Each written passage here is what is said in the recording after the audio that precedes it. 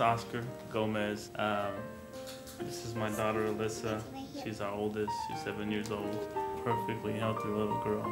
No major falls, no major health illnesses in the past. None of that. I have those thoughts of her growing up and, being happy, live a happy life. She was in ballet. She loved ballet. She was an excellent dancer.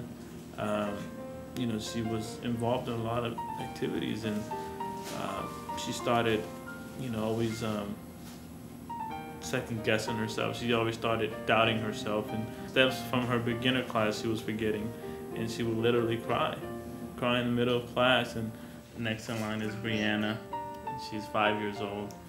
And then we have the baby, who is Carissa, and she is a year and 9 months.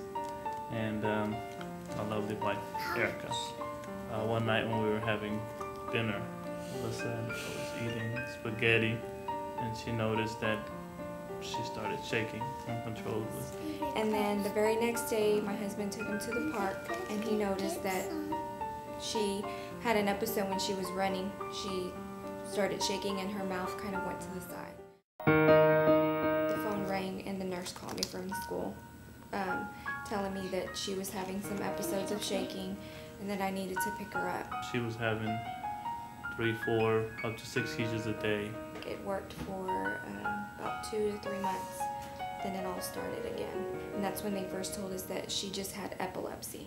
They finally got us in for the MRI. They did it, and that's when they said that she had a scar on her brain.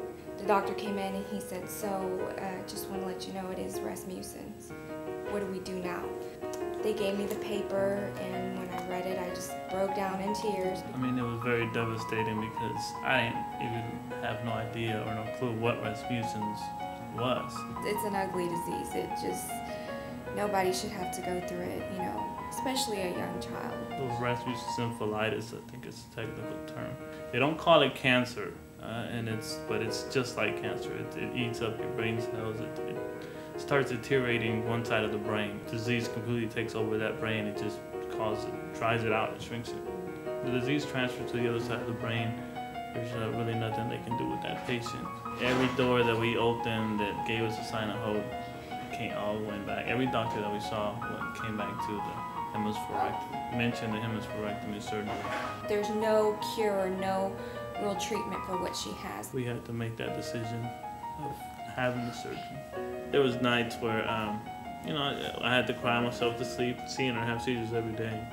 It's just, nobody can physically go through it. So February 4th was the day of her surgery. She started doing things, she recognized us, and that felt good, because that was the fear of going in there and her not knowing us.